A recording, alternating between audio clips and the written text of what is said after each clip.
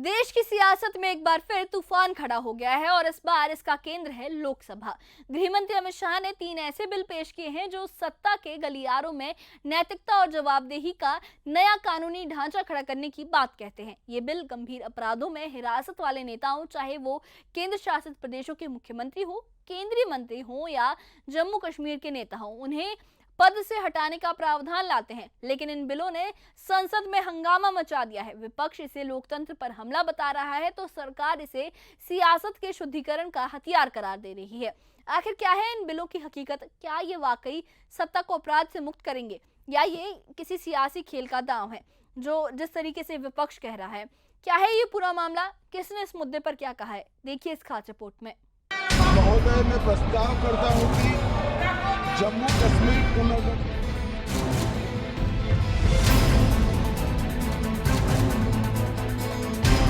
लोकसभा में सियासी तकरार अपने चरम पर रहा। गृह मंत्री अमित शाह ने 3 अहम बिल पेश किए जिनका मकसद है सत्ता में अपराधीकरण पर लगाम लगाना।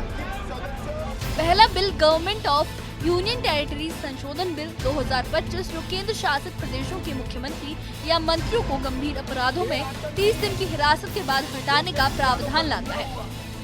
दूसरा 130वां संविधान संशोधन बिल 2025 जो प्रधानमंत्री या केंद्रीय मंत्रियों के लिए यही नियम लागू करता है। और तीसरा जम्मू कश्मीर पुनर्गठन संशोधन बिल 2025 जो जम्मू कश्मीर में मुख्यमंत्री या मंत्रियों को हटाने का कानूनी ढांचा देता है।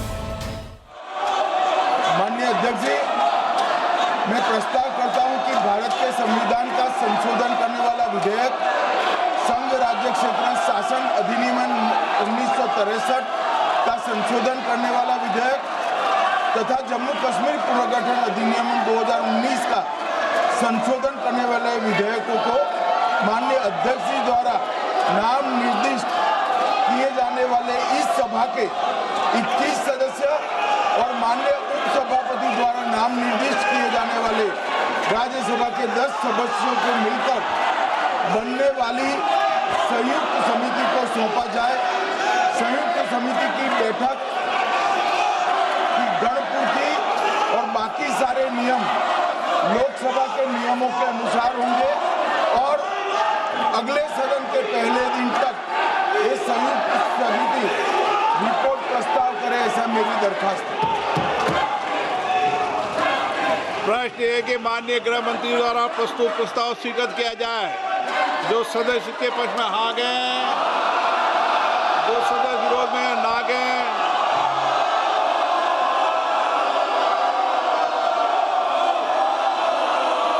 नो हाँ तो किया जा सकता है, लेकिन तरीका को सुधार लो आप। मैं आपको भारत की संसद की मर्यादा बनाने के लिए बार बार आग्रह करता हूं। मेरे विचार में निर्णय हाँ वालों के पक्ष में प्रस्ताव स्वीकृत हुआ। इन बिलों का मकसद साफ है, जेल से सत्ता नहीं चलेगी और पद की गरिमा को बरकरार रखना होगा। सरकार का कहना है कि ये सियासत को भ्रष्टाचार और अपराध से मुक्त कराने का जरिया है। बिल अनुच्छेद 75, 164 और 239 AA में संशोधन करेंगे ताकि केंद्रीय मंत्रियों, राज्यों और दिल्ली सरकार के लिए नियम लागू हों। जम्मू कश्मीर के लिए खास तौर पर 2019 के पुनर्गठन अधिनियम की धारा 54 में बदलाव होगा। लेकिन इन बिलों के पेश होते ही लोकसभा में हंगामा मच गया। जम्मू कश्मीर पुनर्गठन अधिनियम 2019 का संशोधन। कांग्रेस, समाजवादी पार्टी और AIMIM ने इन बिलों का तीखा विरोध किया। विपक्षी सांसदों ने गृह मंत्री अमित शाह की ओर कागज उछाले और कुछ ने उनकी कुर्सी की तरफ बढ़ने की कोशिश भी की। केंद्रीय मंत्री किरेन रिजिजू के साथ धक्का मुक्की तक की नौबत आ गई। विपक्ष ने इन बिलों को लोकतंत्र के खिलाफ बताते हुए वापस लेने की मांग की। इन तीनों का माननीय अध्यक्ष जी, अपनी पार्टी, अपने नेता आदरणीय अखिलेश जी की ओर से पुरजोर विरोध करता हूं। और विरोध इसलिए करता हूं माननीय गृह मंत्री जी, बहुत नैतिकता की बातें कर रहे हैं आप। आपने भाषण दिए थे चक्की पीसिंग महाराष्ट्र में, जिनको लेके डिप्टी CM बना के घूम रहे हैं आप। Throws all existing constitutional safeguards to the winds. Collective responsibility, judicial review, no confidence motion and disqualification and conviction, and this makes this amendment excessive, unnecessary and unconstitutional. इसलिए मैं इन तीनों विधेयकों का पुरजोर विरोध करता हूं और गृह मंत्री से मैं ये आग्रह करना चाहता हूं कि ये तीनों विधेयकों को वापस लिया जाए। Sir, I am telling that this bill is to target the opposition ruling government. This bill is to threaten the people like Nitish Kumar and Chandrababu Naidu. This bill is to blackmail. Sir, my point. इन बिलों का background Jammu Kashmir के 2019 में केंद्र शासित प्रदेश बनने और मौजूदा कानूनों में कमी से जुड़ा है। अभी तक ना तो संविधान और ना ही जम्मू कश्मीर पुनर्गठन अधिनियम 1963 में गंभीर अपराधों में हिरासत वाले नेताओं को हटाने का कोई साफ प्रावधान था।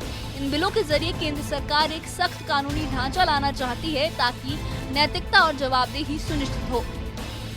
हंगामे के बीच तीनों बिलों को संयुक्त संसदीय समिति जेपीसी को भेज दिया गया है, जहां इनकी गहन जांच होगी। ये सियासी जंग बताती है कि सत्ता और नैतिकता के बीच टकराव कितना गहरा है। सरकार इसे सियासत का शुद्धिकरण बता रही है, लेकिन विपक्ष इसे लोकतंत्र पर चोट मानता है। आने वाले दिन इस मसले पर और बहस के गवाह बनेंगे। Bureau report, news 18।